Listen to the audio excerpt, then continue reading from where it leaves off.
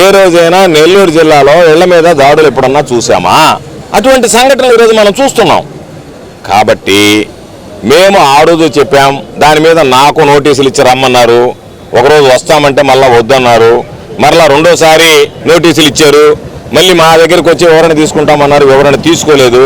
మరలా మొన్న రమ్మన్నారు 24వ తేదీ జగన్మోహన్ రెడ్డి గారి ప్రోగ్రాం. ఆ రోజు కొన్ని పనులు ఉండడంతో ఈరోజు వస్తామని చెప్పి 27వ తేదీ నేను ప్రసన్న మాతో పాటు మాకు సంబంధించినటువంటి వైఎస్ఆర్ కాంగ్రెస్ పార్టీ నాయకులు కార్యకర్తలు అందరం కలిసి రావడం జరిగింది.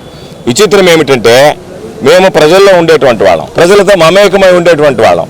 నిత్యం అధికారం ఉన్నా ప్రతిపక్షాలు ఉన్నా ప్రజల పక్షాన ఉండేటువంటి వాళ్ళం, నేను కానీ ప్రసన్న కానీ. ఈరోజు మమ్మల్ని ప్రజల నుంచి వేరు చేయడానికి పోలీసులు ప్రయత్నం చేస్తున్నారు. మీరు ఎవరితో రాకూడదు, ఒంటరిగా రావాలా, మీతో పాటు బళ్ళు రాకూడదు, మీతో పాటు మనుషులు రాకూడదు, ఇక్కడికి మనుషులు రాకూడదు, వస్తే మీరే జవాబుదారి అని చెప్పి. అంటే మేము ఇంకా రాజకీయాల్లో కూడా రేపటి రోజు పోలీసు ఆర్డర్ వేసేటట్టుగా మమ్మల్ని మీరు పోటీ చేయడానికి కూడా లేదని, మీరు శాసనసభ్యులుగా కూడా పోటీ చేయడానికి లేదనేటువంటి నోటీసులు కూడా ఇస్తారేమో మాకు అనిపించింది. నేను చూస్తే మీరు జనాల్లోకి పోకూడదు, జనాలతో తిరగకూడదు, జనాలతో మాట్లాడకూడదు, జనాలు మీ దగ్గరికి రాకూడదు, మీతో పాటు జనం రాకూడదు, మీరు జనానికి వేరుగా ఉండాలని చెప్తే రేపు పంచాయతీ ఎలక్షన్లు వస్తున్నాయి, బహుశా అందరికి నోటీసులు ఇస్తారో మీరు పోటీ చేయడానికి లేదు, రేపు మేము ఎమ్మెల్యేలుగా కూడా మాకు నోటీసులు ఇస్తారో మీరు పోటీ చేయడానికి లేదని. కాబట్టి ఇంత దురదృష్టమైనటువంటి ఇంత దౌర్భాగ్యమైనటువంటి ప్రభుత్వాన్ని మేము చూడలే. ఈరోజు ప్రతిపక్షాలు ఎవరు మాట్లాడే వాళ్ళు లేరు ఈ జిల్లాలో. నెల్లూరు జిల్లాలో వైఎస్ఆర్ కాంగ్రెస్ పార్టీకి ప్రతిపక్షం ఎవరంటే పోలీసులు ప్రతిపక్షంగా వ్యవహరిస్తున్నారు. టీడీపీ వాళ్ళు వెళ్ళిపోయారు, వాళ్ళు చేతులు ఎత్తేసారు, హ్యాండ్స్ అప్ అన్నారు, వీళ్ళే ప్రతిపక్షం. కాబట్టి ఇటువంటి నేపథ్యంలో ఈ రోజు వీటికి భయపడం.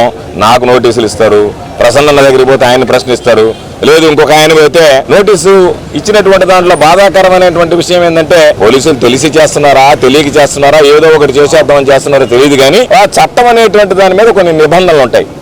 ఎవరు ఒకవేళ ఇవ్వాలి అనుకుంటే బాధిత కుటుంబానికి సంబంధించినటువంటి వాళ్ళు ఇవ్వాలి. దారిని పోయే దానాలు ఇస్తారా?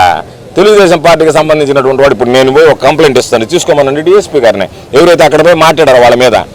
కాబట్టి ఈరోజు నాకు నోటీసులు ఇచ్చారు, నాతో పాటు నా బిడ్డ పూజితమ్మకి నోటీసులు ఇచ్చారు.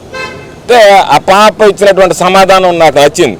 ఆ పాప ఏమన్నదంటే పూజితమ్మ సమాధానంలో ఈ విధంగా మీరు నన్ను అడుగుతున్నారు, నీ దగ్గర ఏదన్నా ఆధారాలు ఉంటే ఇవ్వండి, తదుపరి విచారణకు అని అడుగుతున్నారు.